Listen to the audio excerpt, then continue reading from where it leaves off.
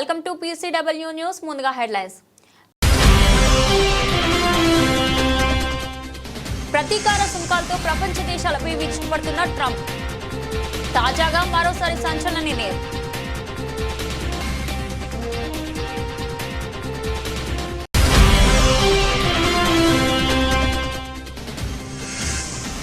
ఎనిమిదోసారి clean సిటీగా నిలిచిన indoor. స్వచ్ఛ సర్వేక్షణ award అందజేసిన రాష్ట్రపతి ముర్ము.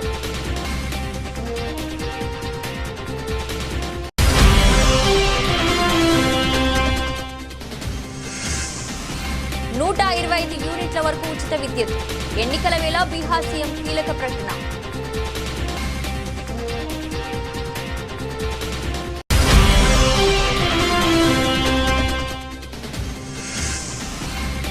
సమస్య కనుక్కొని సైకిల్ కొనిచ్చిన కేంద్ర మంత్రి బండి సంజయ్.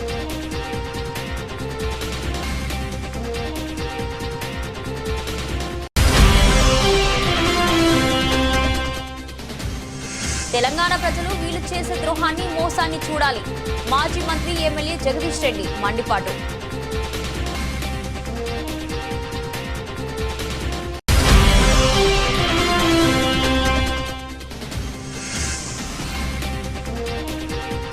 ప్రతిభా అవకాశాలకు కేంద్రంగా ఏపీ సీఎం చంద్రబాబు.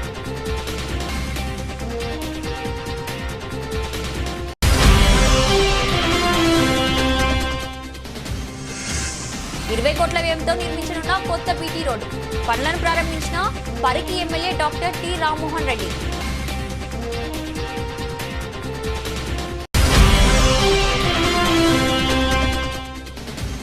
కృష్ణా గోదావరి నదులపై ప్రాజెక్టుల విషయంలో తెలంగాణ ప్రయోజనాలను కాపాడాలి. రాష్ట్ర నీటిపారుదల శాఖ మంత్రి ఉత్తమ్ కుమార్ రెడ్డి.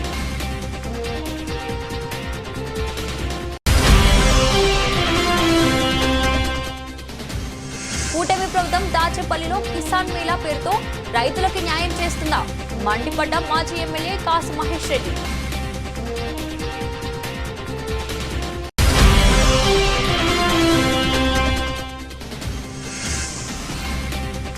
వణకచర్ల అంశంపై రాష్ట్ర ప్రభుత్వం మేకపోతు గాంభీర్యం ప్రదర్శించింది. ఎమ్మెల్సీ కవిత విమర్శ. ప్రతీకార సుంకాలతో ప్రపంచ దేశాలపై విరుచుకుపడుతున్న అమెరికా అధ్యక్షుడు డొనాల్డ్ ట్రంప్ మరోసారి సంచలన నిర్ణయం తీసుకున్నారు. 150కి పైగా దేశాలపై 10 లేదా 15% సుంకాలు విధించినట్లు ప్రకటించారు. ఈ మేరకు ఆయా దేశాలకు సుంకాల రేట్లు తెలియజేస్తూ లేఖలు పంపనున్నట్లు వెల్లడించారు. 150కి పైగా దేశాలకు నోటీసులు పంపించనున్నామని, అందులోనే సుంకం రేటు పేర్కొంటామని చెప్పారు. ఈ దేశాలన్నింటికీ ఒకే విధంగా సుంకాలు ఉంటాయని వ్యాఖ్యానించారు. అవన్నీ పెద్ద దేశాలు కాదని, తమతో అంతగా వ్యాపారం చేయవని పేర్కొన్నారు. ఈ సుంకాలు 10 లేదా 15% ఉంటే అవకాశం ఉందని చెప్పారు. మరోవైపు రష్యాతో వాణిజ్య దేశాలపై 500% సుంకాలు విధిస్తామని అమెరికా ప్రకటించిన విషయం తెలిసిందే. ఇందులో భాగంగా ఓ బిల్లును కూడా తీసుకురానున్నట్లు రిపబ్లికన్ సెనేటర్ లిండ్సీ గ్రాహం ఇటీవల తెలిపారు. ఇదే విధమైన ప్రకటన NATO secretary general Mark Rutte చేశారు. రష్యాతో వ్యాపారం కొనసాగించే దేశాలు ఆర్థికపరమైన ఆంక్షలను ఎదుర్కోవాల్సి వస్తుందని భారత్, చైనా, బ్రెజిల్ను హెచ్చరించారు. రష్యా నుంచి చమురు, సహజ వాయువు దిగుమతి చేసుకుంటున్న దేశాలపై అదనంగా 100% ఆంక్షలు విధిస్తామని ఆయన హెచ్చరించారు. మీరు భారత ప్రధాని అయినా, చైనా అధ్యక్షుడైనా లేక బ్రెజిల్ అధ్యక్షుడైనా రష్యాతో వాణిజ్యం ఇంకా కొనసాగిస్తూ వారి చమురు, గ్యాస్ ని కొనుగోలు చేస్తుంటే మీపై అదనంగా 100% ఆంక్షలు విధిస్తాను అంటూ రూట్ ప్రకటించారు. రష్యా ఉక్రెయిన్ యుద్ధంపై అమెరికా అధ్యక్షుడు డొనాల్డ్ ట్రంప్ వైఖరి మారిన నేపథ్యంలో నాటో ప్రధాన కార్యదర్శి నుంచి ఈ హెచ్చరికలు జారీ కావడం గమనార్హం. ఈ 3 దేశాల నాయకులు శాంతి చర్చలపై దృష్టి కేంద్రీకరించాలని, రష్యా అధ్యక్షుడు పుతిన్ పై ఒత్తిడి తీసుకురావాలని ఆయన తాను చేస్తున్న హెచ్చరికను ఈ 3 దేశాల నాయకులు పరిగణలోకి తీసుకొని పక్షంలో తీవ్రంగా నష్టపోతారని కూడా ఆయన హెచ్చరించారు. శాంతి చర్చలకు కట్టుబడి ఉండాలని, పుతిన్ ని ప్రత్యక్షంగా పిలుపునివ్వాలని 3 దేశాల నాయకులను ఆయన కోరారు. శాంతి చర్చలను సీరియస్ గా తీసుకోవాలని, పుతిన్ కి ఫోన్ చేసి నేరుగా చెప్పాలని ఆయన తెలిపారు. అలా చేయకపోతే భారత్, బ్రెజిల్, చైనా భారీ స్థాయిలో దెబ్బతింటాయని ఆయన చెప్పారు. కాగా అమెరికా అధ్యక్షుడు ట్రంప్ కూడా రష్యా నుంచి చమురు దిగుమతి చేసుకుంటున్న దేశాలపై భారీ స్థాయిలో సుంకాలు విధిస్తామని ఇటీవలే ప్రకటించారు. అంతేగాక ఉక్రెయిన్తో 50 రోజుల్లో కాల్పుల విరమణ ఒప్పందం చేసుకోకపోతే రష్యా ఎగుమతులపై 100% సుంకాలు విధిస్తామని కూడా ట్రంప్ హెచ్చరించారు. దేశంలోనే అత్యంత స్వచ్ఛమైన నగరంగా మధ్యప్రదేశ్ రాష్ట్రంలోని ఇండోర్ నగరం మరోసారి మొదటి స్థానంలో నిలిచింది. స్వచ్ఛ నగరాల జాబితాలో ఇండోర్ తొలి స్థానాన్ని కైవసం చేసుకుంది. ఇలా ఈ నగరం మొదటి స్థానంలో నిలవడం ఇది 8వసారి కావడం విశేషం. ఈ నేపథ్యంలో రాష్ట్రపతి ద్రౌపది ముర్ము ఇవాళ ఆ నగరానికి స్వచ్ఛ సర్వేక్షణ అవార్డును అందజేశారు. ఇక రెండో స్వచ్ఛమైన నగరంగా సూరత్, మూడో స్థానంలో ముంబై మహానగరం నిలిచింది. కేంద్ర ప్రభుత్వం వివిధ కేటగిరీలో స్వచ్ఛ సర్వేక్షణ్ అవార్డులు ఇటీవలే ప్రకటించిన విషయం తెలిసిందే. స్వచ్ఛ సర్వేక్షణ్ 2024-25 అవార్డులను రాష్ట్రపతి ద్రౌపది ముర్ము ఇవాళ ప్రదానం చేశారు. ఢిల్లీలోని విజ్ఞాన్ భవన్లో జరిగిన వేడుకల్లో స్వచ్ఛ జాబితాలో నిలిచిన నగరాలకు అవార్డులను ప్రదానం చేశారు. కేంద్రం ప్రకటించిన ఈ స్వచ్ఛ సర్వేక్షణ్ అవార్డులో ఏపీలోని 5 నగరాలకు చోటు దక్కింది. విశాఖపట్నం జాతీయ స్థాయిలో స్పెషల్ కేటగిరీ మినిస్టీరియల్ అవార్డు దక్కించుకుంది. రాజమహేంద్రవరానికి రాష్ట్ర స్థాయిలో మినిస్ట్రియల్ అవార్డు లభించింది. స్వచ్ఛ సూపర్ లీగ్ సిటీస్ విభాగంలో విజయవాడ, తిరుపతి, గుంటూరు ఎంపికయ్యాయి. బీహార్లో ఎన్నికల వేడి మొదలైంది. ఈ ఏడాది చివరికల్లా రాష్ట్రంలో అసెంబ్లీ ఎన్నికలు నిర్వహించనున్నారు. దీంతో అన్ని ప్రధాన పార్టీలు ఎన్నికలకు సన్నద్ధమవుతున్నాయి. ఇక ప్రస్తుతం రాష్ట్రంలో అధికారంలోకి ఉన్న నితీష్ కుమార్ ప్రభుత్వం వచ్చే ఎన్నికల్లో మరోసారి అధికారాన్ని నిలబెట్టుకోవాలని భావిస్తుంది. ఈ క్రమంలో ఓటర్లను ఆకట్టుకునేందుకు వరాల జల్లు కురిపిస్తుంది. ఇప్పటికే ప్రభుత్వ ఉద్యోగాల్లో మహిళలకు 30% రిజర్వేషన్లు, పింఛన్లు వంటి కీలక హామీలు ప్రకటించిన విషయం తెలిసిందే. తాజాగా సీఎం నితీష్ కుమార్ మరో కీలక పథకాన్ని ప్రకటించారు. 125 యూనిట్ల లోపు కరెంటు బిల్లులు చెల్లించాల్సిన అవసరం లేదని వెల్లడించారు. ఈ మేరకు ఎక్స్ వేదికగా ప్రకటన చేశారు. తమ ప్రభుత్వ రాష్ట్రంలో అధికారంలోకి వచ్చినప్పటి నుంచి అందుబాటు ధరల్లోనే విద్యుత్ సరఫరా చేస్తున్నట్లు తెలిపారు. ఇప్పుడు మరో కీలక నిర్ణయం తీసుకున్నట్లు చెప్పారు. గృహ వినియోగదారులు 125 యూనిట్ల వరకు ఎలాంటి ఛార్జీలు చెల్లించాల్సిన అవసరం లేదని ప్రకటించారు. ఆగస్టు 1 నుంచి ఈ పథకం వర్తిస్తుందని, ఈ లెక్కన జూలై నెల కరెంటు బిల్లు సైతం చెల్లించాల్సిన అవసరం లేదని స్పష్టం చేశారు. ఈ నిర్ణయంతో రాష్ట్రంలో 1.67 కోట్ల కుటుంబాలకు లబ్ధి చేకూరుతుందని సీఎం వెల్లడించారు. 8వ తరగతి చదివే పిల్లోడు సైకిల్ కొనివ్వలేదని స్కూల్కి వెళ్ళనని అన్నాడు. నేను మనం దోస్తులం రాబాయ్ అని మాట్లాడి సమస్య కనుక్కొని సైకిల్ కొనిచ్చిన నెల కింద ఆ పిల్లోడు నాకు ఫోన్ చేసి, సార్ 10 నెలల నుండి రోజు స్కూల్కి వెళ్తున్నా, రోజు సైకిల్ తుడుస్తున్నా అని చెప్పాడు అని కేంద్ర మంత్రి బండి సంజయ్ అన్నారు. వాళ్ళ అమ్మ ఆ చిన్న బాబు 8th క్లాస్ బాయ్ కూర్చున్నాడు. నీ పేరు ఏం పేరు అంటే పేరు చెప్పాడు. నువ్వు స్కూల్కు పోతలేవా అంటే పోన్ పోన్ పోన్ పోన్ అంటున్నాడు. అని ఈ పోన్ పోన్ పోన్ అన్నందుకే ఆ పిచ్చోడని ముద్రేసిన బాబు మీద. సరే అని చెప్పి వాళ్ళ అమ్మమ్మని అడిగిన, ఏమైందమ్మంటే వాడు పిచ్చోడు సార్ అంటుంది వాళ్ళ అమ్మమ్మ కూడా. వాళ్ళ అమ్మని అడితే వాళ్ళ అమ్మ కూడా వాడు పిచ్చిలేసింది సార్ అంటే వాళ్ళ అమ్మ అంటున్నది. కానీ అబ్బాయిని చూస్తే అట్లా లేడు. అబ్బాయి చాలా యాక్టివ్ ఉన్నాడు. వాళ్ళిద్దరిని వాళ్ళ అమ్మను బయటికి పంపించిన. నేను వంతను కూర్చున్నా, అరే నువ్వు నేను దోస్తున్నా అబ్బాయి, దోస్తు చేస్తావా అంటే చేస్తా అన్నాడు. అన్ని వేరే విషయాలు మాట్లాడి నువ్వు స్కూల్కు పోవాలంటే నేను ఏం చేయాలి అన్న. పోను సార్ అన్నాడు. మీ ఫ్రెండ్స్ పేరు చెప్పినా అంటే 6 ఫ్రెండ్స్ పేరు చెప్పారు. వాళ్ళకి ఏముంది అన్న. సార్ వాళ్ళకు అందరికీ సైకిల్ ఉన్నాయి, నేను సైకిల్ ముడితే నన్ను కొడుతున్నారు. వాళ్ళ 6 సైకిల్ ఉన్నాయి, నేను వాళ్ళ సైకిల్ ముడితే నన్ను కొడుతున్నారు సార్ అని చెప్పాడు. అప్పుడు అర్థమైపోయి సైకిల్ పంచాయతీ అని చెప్పని. నేను అడిగినా మన స్కూల్కి పోవాలంటే ఏం చేయాలంటే నేను పోను సార్ అంటాడు. వాళ్ళ సరే నీకు సైకిల్ కొనిస్తే పోతావా అంటే ఆయన ఫేస్ మొత్తం వెలిగేది ఒకసారి. అప్పుడు సైకిల్ కొనిస్తే స్కూల్ పోతాడు. మరి సైకిల్ కొనిస్తే స్కూల్ పోతావు, ఇయ్యాలే కొనిస్తా సైకిల్ అన్న. అప్పుడు నేను పోతా సార్ అన్నాడు.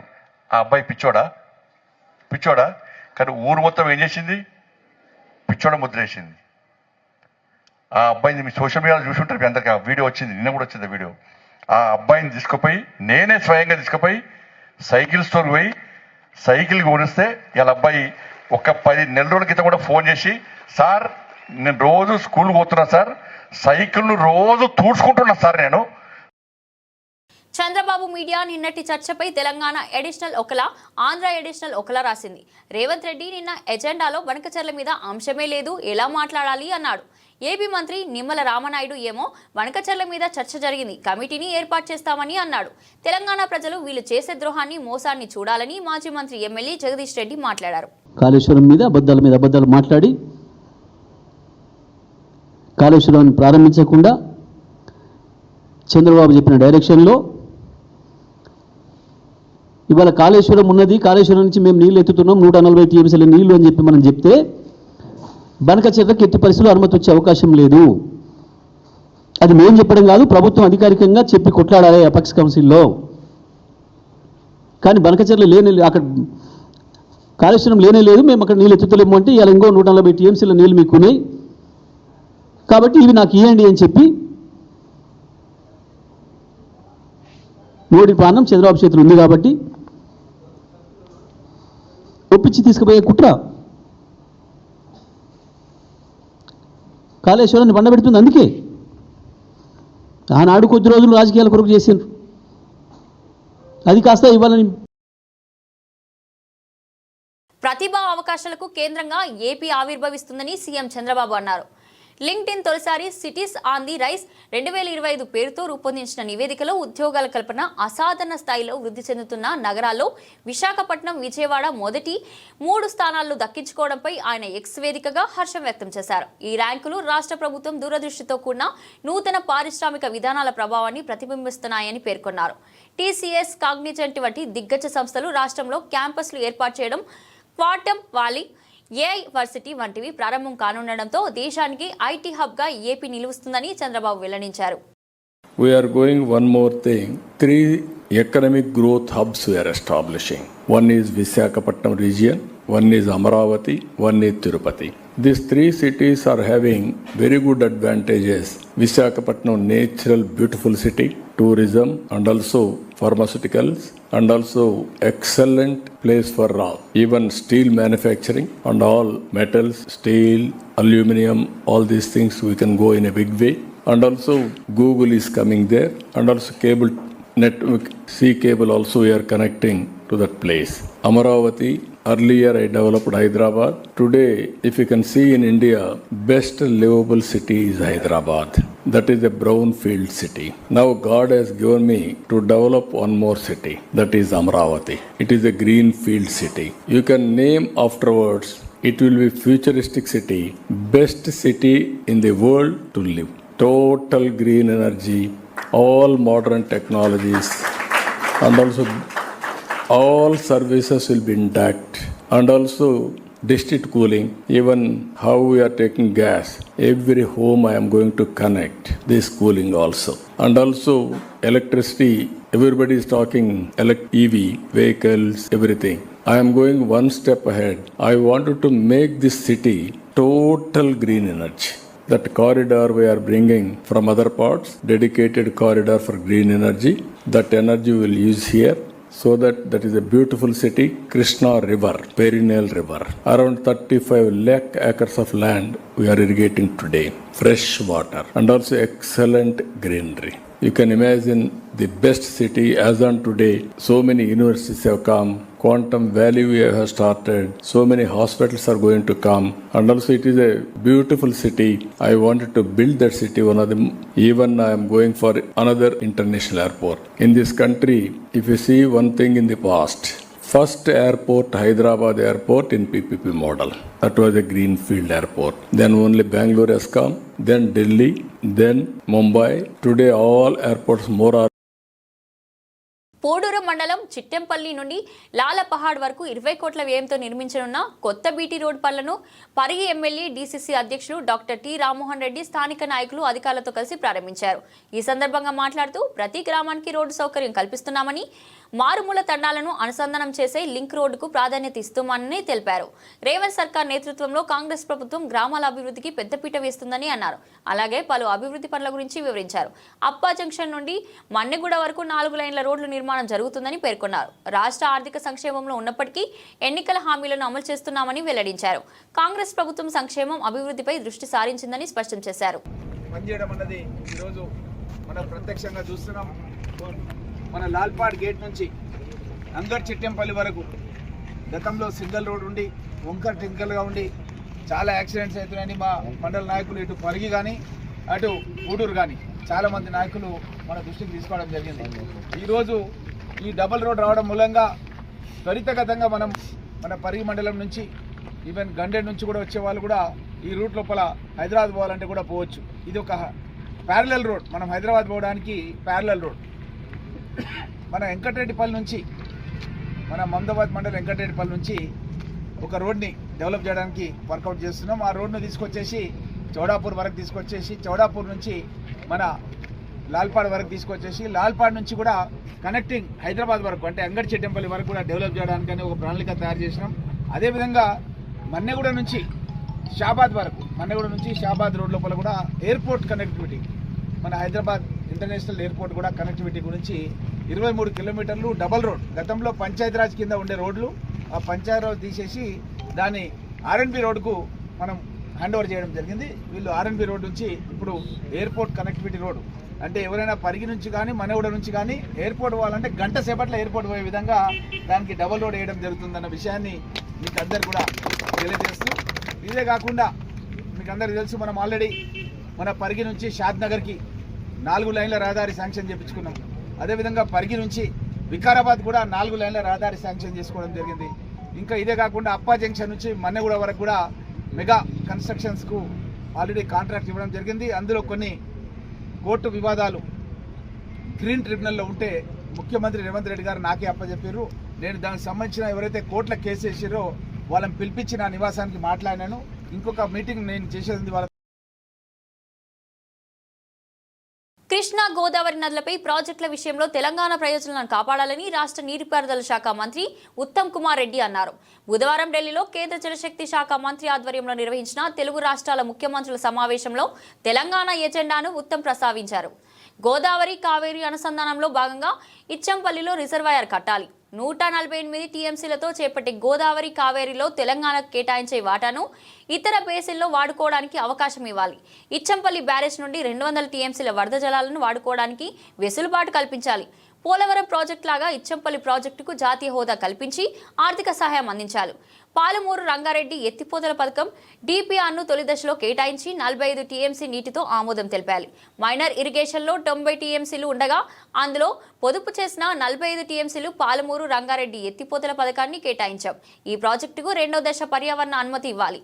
డిండి ఎత్తిపోతలను క్లియర్ చేయాలి. డాక్టర్ బిఆర్ అంబేద్కర్ ప్రాణహిత చేవెళ్ల ఎత్తిపోతల పథకంలో భాగంగా తుమ్మిడిహెట్టి బ్యారేజ్ నిర్మాణానికి కేంద్రం ఏఐబిపి కింద ఆర్థిక సహాయం అందించింది. ఈ ప్రాజెక్టు ప్రాథమిక సాధ్యాసాధ్యాల నివేదికను 2009 ఏప్రిల్లో సమర్పించగా దీనికి సిడబ్ల్యూసి 2010 ఏప్రిల్లో సమ్మతి తెలిపింది.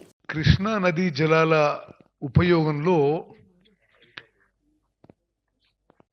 ఇరు రాష్ట్రాల్లో కొన్ని అనుమానాలు ఉన్నాయి. ఎవరు ఎక్కువ ఉపయోగిస్తుండ్రు, ఎవరు తక్కువ ఉపయోగిస్తుండ్రు అనేది. అయితే ఏదైతే రీఆర్గనైజేషన్ యాక్ట్లో చట్టంలో ఉందో ఈ టెలిమెట్రీ ఇన్స్ట్రుమెంట్స్ విషయంలో గతంలో తెలంగాణలో ఉన్న ప్రభుత్వం దాన్ని కొంత అంటే టెలిమెట్రీ ఇన్స్ట్రుమెంట్స్ పూర్తిగా పెట్టియడంలో అంత పట్టుబట్టలేదు, కొంత నిర్లక్ష్యం జరిగింది.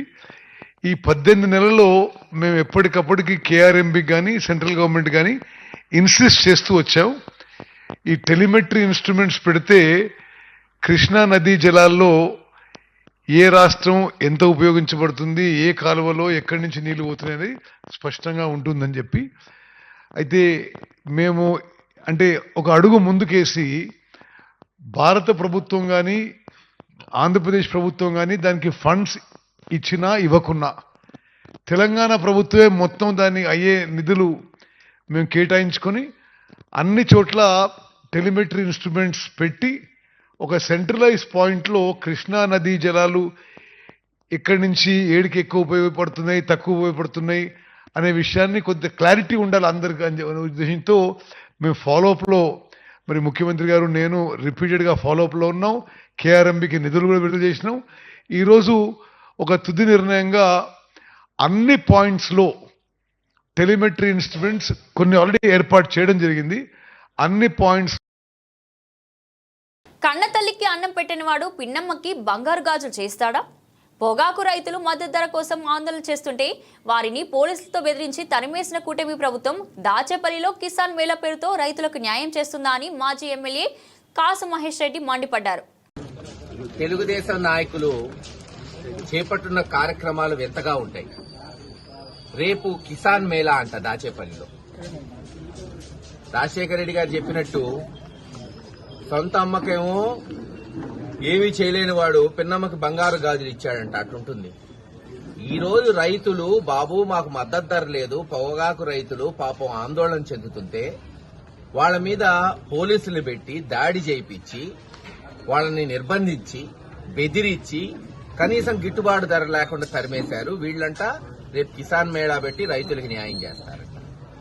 పత్తి గిట్టుబాటు ధర లేక రైతులు ఆందోళన చెంది అప్పుల పాలైతే పల్నాడులో ఎంపీలున్నారు, ఎమ్మెల్యేలున్నారు, పట్టించుకున్న నాదుడే లేడు. వీళ్ళు ఇంకా మేళాలు పెట్టి ఎవరికి న్యాయం చేస్తారో చెప్పండి. లేదు, అనేక చోట్ల చూస్తున్నాం. జగన్మోహన్ రెడ్డి గారు పొగాకు రైతుల కొరకు పొదిలిపోతే అక్కడ రైతుల మీద కేసులు, లేదు బంగారు పళ్ళెం పోతే అక్కడ కేసులు మామిడి రైతుల మీద. ఇలా ఎక్కడ రైతుల కొరకు వైఎస్ఆర్సీపీ పార్టీ నిరసన చేస్తుంటే మరి అక్కడ రైతుల మీద అక్రమంగా కేసులు పెట్టి వాళ్ళని బెదిరిస్తున్నారు. మరి దాచేపల్లిలో వీళ్ళు పెట్టే మేళా దేనికో ఎందుకో ఎవరికీ తెలియట్లా. కానీ ఒక్కటి చెప్తున్నా, దాచేపల్లిలో పత్తి కొనుగోలు కేంద్రంతో పాటు పత్తి ఎటు సీసీఐ వాళ్ళు కొనేవాళ్ళు, మిర్చి కొనుగోలు కేంద్రం మొట్టమొదటిసారి వైఎస్ఆర్సీపీ ప్రభుత్వంలో తీసుకొచ్చాం. ఎలాగైతే గుంటూరు మార్కెట్ యార్డ్ లాగా దీన్ని అభివృద్ధి చేయాలని మొదలైంది. 2 సంవత్సరాలు బాగానే కొనుగోలు జరిగినాయి. కానీ ఈ సంవత్సరం నుంచి దిక్కు మొక్కు లేదు. తక్షణమే నిధులు సేకరించి గుంటూరు మార్కెట్ యార్డ్కి దీటుగా నడికుడి మార్కెట్ యార్డ్ని బనకచెర్ల అంశంపై రాష్ట్ర ప్రభుత్వం మేకపోతు గాంభీర్యం ప్రదర్శించిందని ఎమ్మెల్సీ కవిత విమర్శించారు. ఢిల్లీలో నదీ జలాలపై జరిగిన సమావేశంలో మొట్టమొదటిగా బనకచెర్లపైన చర్చ జరిగింది. సీఎం రేవంత్, మంత్రి ఉత్తమ్ కుమార్ సిగ్గు పౌరుషం లేకుండా అప్పడంగా గోదావరి జలాలను చంద్రబాబుకు గిఫ్ట్ ఇచ్చారు.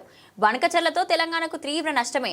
ఈ నిర్లక్ష్య వైఖరికి సీఎం రాజీనామా చేయాలని డిమాండ్ చేశారు. మంత్రి రేవంత్ రెడ్డి గారి ఆఫీస్ నుండి బాగా మేకపోతు గాంభీర్యాన్ని ప్రదర్శిస్తూ బనకచెర్ల ఇష్యూ చర్చకు వస్తే మేము పోమని చెప్పి లీక్లు ఇవ్వడం జరిగింది ముందు రోజు. కానీ తీరా తెల్లారి చూస్తే ఏమైందో ఏమో మరి చాలా సంబరంగా ఉత్తమ్ కుమార్ రెడ్డి గారు, రేవంత్ రెడ్డి గారు ఇద్దరు కూడా పోయి మరి చంద్రబాబు నాయుడు గారిని ఎదుర్కొని సన్మానం చేసి ఆ ఫోటోలు వీడియోలు చూస్తుంటే అయితే పండగ వాతావరణం కనబడ్డది. మరి అన్నీ చేసి కూర్చున్నారు. సరే మీటింగ్ పోయినరు. మీటింగ్ పోయినాక నేను మీ అందరికీ తెలిసి ఎప్పుడు కూడా సమాచారం లేకుండా మాట్లాడను, నిర్దిష్టమైనటువంటి ఆధారాలు లేకుండా మాట్లాడను. వీళ్ళు మీటింగ్కి పోయినరు, జలశక్తి మీటింగ్కి. మొట్టమొదటి అంశమే ఎజెండాలో బనకచెర్ల జరిగింది. అక్కడ మొట్టమొదటి అంశం బనకచెర్ల ఉంటే కూడా కనీసం పౌరుషం లేకుండా, సిగ్గు లేకుండా ముఖ్యమంత్రి గారు, మన ఇరిగేషన్ శాఖ మంత్రి గారు మీటింగ్ మొత్తం కూడా కూర్చొని అప్పనంగా గోదావరి జలాలని గిఫ్ట్ లెక్క చంద్రబాబు నాయుడు గారి చేతిలో పెట్టి రిటర్న్ రావడం జరిగింది. ఎంత దారుణం అంటే ఇది. ఈ బనకచెర్ల ప్రాజెక్టు కనుక జరిగితే గోదావరి జలాలలో తెలంగాణ యొక్క హక్కులు శాశ్వతంగా హరించిపోతాయి. ఈ విషయం తెలుసు, ముఖ్యమంత్రి గారికి తెలుసు, ఉత్తమ్ కుమార్ రెడ్డి గారికి తెలుసు. అయినా అటెండ్ అయినరు, అయినా పోయి ఉల్టా సన్మానాలు చేయించుకొని దండలేయించుకొని నీళ్లు అప్పనంగా అప్పచెప్పి వెనక్కి రావడం జరిగింది. నిజంగా ఎంత బాధ అనిపించిందంటే ఆడ చంద్రబాబు నాయుడు గారు సన్మానం చేస్తుంటే ముఖ్యమంత్రి గారి ముఖం ఆనందంతో వెలిగిపోతున్నది. కానీ నాకైతే బలిక బక్రాన్ చూసినట్టు అనిపించింది. కానీ ఇక్కడ బలయ్యేది ఎవరు? తెలంగాణ ప్రజలు. తెలంగాణ ప్రజల యొక్క హక్కులు, గోదావరి నదీ జలాల్లో శాశ్వతంగా హక్కులు కోల్పోతాం. ఇది వాస్తవం, ఇది జరిగింది అక్కడ. ఎందుకంటే ప్రెస్ ఇన్ఫర్మేషన్ బ్యూరో తెలుగులో ఒక ప్రెస్ నోట్ ఇచ్చింది, ఇంగ్లీష్లో ఒక ప్రెస్ నోట్ ఇచ్చింది. మరి వాళ్ళు పర్టికులర్గా చెప్పడం జరిగింది, ఎజెండాలో బనకచెర్ల ఇష్యూ చర్చించినాం, పవర్ పాయింట్ ప్రజెంటేషన్ కూడా ఇచ్చినాం అన్నటువంటి అంశం ప్రెస్ ఇన్ఫర్మేషన్ బ్యూరో చెప్పడం జరిగింది. బయటకు వచ్చి ప్రెస్ మీట్ పెట్టి దారుణంగా మన ముఖ్యమంత్రి గారు బుకాయిస్తున్నాడు, ఆయన బొంకుతున్నాడు. అరే జరగనే లేదు, వాళ్ళు అడిగితే కదా మేము కట్టేది. ఎంత దారుణం ఇది! ఇంత సిగ్గులేనితనం ఉంటుందా? ఇంత ఘోరం ఉంటుందా? ఇంత అన్యాయం ఉంటుందా? జరిగింది వాస్తవంగా అక్కడ అంతమంది సీనియర్ ఆంధ్ర. బంగారం మరింత చౌకైంది. గరిష్ట స్థాయి ధర చేరుకోవడంతో అమ్మకాలు పడిపోయి తీవ్ర ఇబ్బందులు ఎదుర్కొంటున్న సాకిస్టులు విక్రయాలకు మొగ్గు చూపడంతో దేశీయంగా ధరలు భారీగా పడిపోయాయి. దేశ రాజధాని న్యూఢిల్లీలో 99.9% స్వచ్ఛత కలిగిన 10 గ్రాముల పుత్తడి ధర 500 తగ్గి 99,000 దిగువకు జారుకుంది. బులియన్ మార్కెట్ ముగిసే సమయానికి తులం ధర 99,870 వద్ద నిలిచింది. వరుసగా 2 రోజులుగా ధరలు తగ్గుతుండడం విశేషమని ఆల్ ఇండియా సరఫరా అసోసియేషన్ వెల్లడించింది. అలాగే 99.5% స్వచ్ఛత కలిగిన బంగారం ధర మరో 400 తగ్గి 98,400కు దిగొచ్చింది. ఇటు హైదరాబాద్లో 24 క్యారెట్ తులం బంగారం ధర 490 తగ్గి 99,280కి చేరుకుంది. అంతకుముందు ఇది 99,700గా ఉన్నది. 22 క్యారెట్ల ధర కూడా 450 తగ్గి 91,000గా నమోదైంది. కానీ అంతర్జాతీయ మార్కెట్లో బంగారం ధరలు భారీగా పెరిగాయి. ఔన్స్ గోల్డ్ $16.41 ఎగబాకి $3,341.37కు చేరుకుంది. ప్రతీకార సుంకాల విధింపుపై అమెరికా అధ్యక్షుడు డొనాల్డ్ డొనాల్డ్ ట్రంప్ సిద్ధమవుతుండటంతో మదుపర్లు తమ పెట్టుబడులను సురక్షితమైన అతి విలువైన లోహపు వైపు మళ్లించడంతో గ్లోబల్ మార్కెట్లో వీటి ధరలు బలపడ్డాయని కోటక్ సెక్యూరిటీస్ వైస్ ప్రెసిడెంట్ కయాంత్ చైనావాలా తెలిపారు. బంగారంతో పాటు వెండి ధరలు భారీగా తగ్గాయి. పారిశ్రామిక వర్గాల నాణాల తయారీదారుల నుంచి డిమాండ్ పడిపోవడంతో కిలో వెండి ఏకంగా 1000 తగ్గింది. మంగళవారం 1.12 లక్షలుగా ఉన్న కిలో ధర ప్రస్తుతం 1.11 లక్షలకు తగ్గింది. ఈ వారంలోనే రికార్డు స్థాయి ధర 1.15 లక్షలు పలికిన విషయం తెలిసిందే. హైదరాబాద్లో కిలో వెండి 1000 తగ్గి 1.24 లక్షలకు తగ్గింది. వెస్టిండీస్ ఆల్రౌండర్ ఆండ్రీ రసెల్ అంతర్జాతీయ క్రికెట్కు రిటైర్మెంట్ ప్రకటించాడు. వెస్టిండీస్తో ఆస్ట్రేలియాతో స్వదేశంలో జరిగే 5 మ్యాచ్ల T20 సిరీస్లోని తొలి రౌండ్ మ్యాచ్లు చివరి మ్యాచ్లు కానున్నాయి. 37 ఏళ్ల రసెల్ 5 మ్యాచ్ల సిరీస్ కోసం జట్టులో చోటు దక్కించుకున్నాడు. జమైకాలోని సబీనా పార్క్లోని హోమ్ గ్రౌండ్లో జరిగే తొలి రౌండ్ మ్యాచ్లో ఆడి ఇంటర్నేషనల్ క్రికెట్కు వీడ్కోలు పలకనున్నాడు. విండీస్ క్రికెట్ రిటైర్మెంట్ను ధృవీకరిస్తూ పోస్ట్ చేసింది. దాని అర్థాన్ని పదాలు వివరించలేవు. వెస్టిండీస్కు ప్రాతినిధ్యం వహించడం నా జీవితంలో గర్వించదగ్గ విజయాలలో ఒకటి. నేను చిన్నప్పుడు ఈ స్థాయికి చేరుకుంటానని ఊహించలేదు. కానీ మీరు క్రీడను ఎంత ఎక్కువగా ఆడడం, ప్రేమించడం ప్రారంభిస్తే మీరు ఏమి సాధించగలరో మీరు గ్రహిస్తారు. ఇది నన్ను మెరుగ్గా మారడానికి ప్రేరేపించింది. ఎందుకంటే నేను మెరూన్ రంగులో ఒక ముద్ర వేయాలని, ఇతరులకు ప్రేరణగా మారాలని కోరుకున్నాను అని రసెల్ పేర్కొన్నారు. నేను వెస్టిండీస్ తరపున ఆడటం ఇష్టపడతాను. నా కుటుంబం, స్నేహితుల ముందు ఇంట్లో ఆడడం నాకు చాలా ఇష్టం. నా ప్రతిభను ప్రదర్శించడానికి, మరింత ఉత్తమ ప్రదర్శన ఇవ్వడానికి అవకాశం లభిస్తుంది. కరేబియన్ నుంచి వచ్చే తదుపరి తరం క్రికెటర్లకు రోల్ మోడల్ గా ఉంటూనే నా అంతర్జాతీయ కెరీర్ను ఉన్నతంగా ముగించాలనుకుంటున్నాను అని పేర్కొన్నారు. రసెల్ 2019 నుంచి T20 స్పెషలిస్ట్ ప్లేయర్గా నిలిచాడు. వెస్టిండీస్ తరపున 84 T20 మ్యాచ్లు ఆడాడు. 22 సగటు 163.8 స్ట్రైక్ రేట్తో 1078 పరుగులు చేశాడు. ఇందులో 3 హాఫ్ సెంచరీలు ఉన్నాయి. అతని అత్యుత్తమ స్కోరు 71 పరుగులు. 30.59 సగటుతో 61 వికెట్లు తీసుకోగా అత్యుత్తమ బౌలింగ్ గుణాంకాలు 3/19 వచ్చే ఏడాది భారత్ శ్రీలంక ఆతిథ్యం ఇవ్వనున్న ICC T20 ప్రపంచ కప్కు 7 నెలల ముందు రసెల్ రిటైర్మెంట్ ప్రకటించాడు. బులెటిన్ ముగించే ముందు హెడ్లైన్స్ మరోసారి. ప్రతీకార సుంకాలతో ప్రపంచ దేశాలపై విరుచుకుపడుతున్న ట్రంప్. తాజాగా మరోసారి సంచలన నిర్ణయం.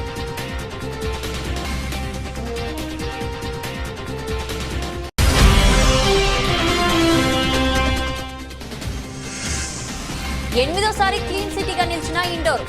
స్వచ్ఛ సర్వేక్షణ్ అవార్డు అందజేసిన రాష్ట్రపతి ముర్ము.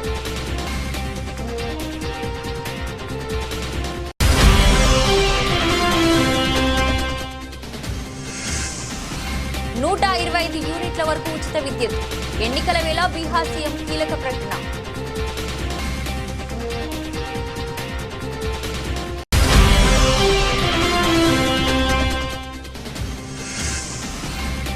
సమస్య కనుక్కొని సైకిల్ కొనిచ్చిన కేంద్ర మంత్రి బండి సంజయ్.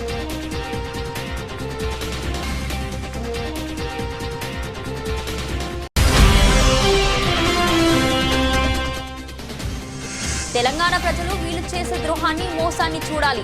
మాజీ మంత్రి ఎమ్మెల్యే జగదీష్ రెడ్డి మండిపాటు.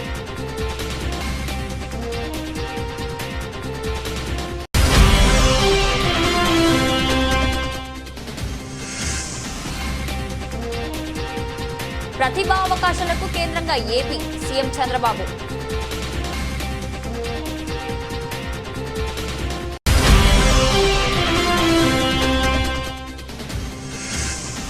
కోట్ల వ్యయంతో నిర్మించనున్న కొత్త బీటీ రోడ్డు.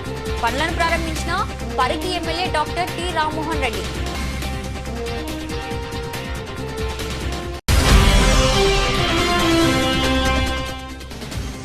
కృష్ణా, గోదావరి నదులపై ప్రాజెక్టుల విషయంలో తెలంగాణ ప్రయోజనాలను కాపాడాలి. రాష్ట్ర నీటిపారుదల శాఖ మంత్రి ఉత్తమ్ కుమార్ రెడ్డి.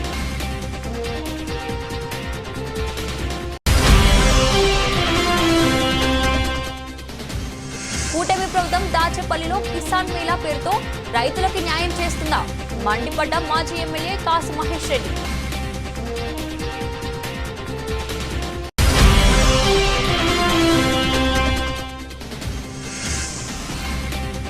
వడకచెర్ల అంశంపై రాష్ట్ర ప్రభుత్వం మేకపోతు గాంభీర్యం ప్రదర్శించింది. ఎమ్మెల్సీ కవిత విమర్శ. ఇది ఈ రోజు బులెటిన్. మరో బులెటిన్లో మళ్ళీ కలుద్దాం. అంతవరకు సెలవు.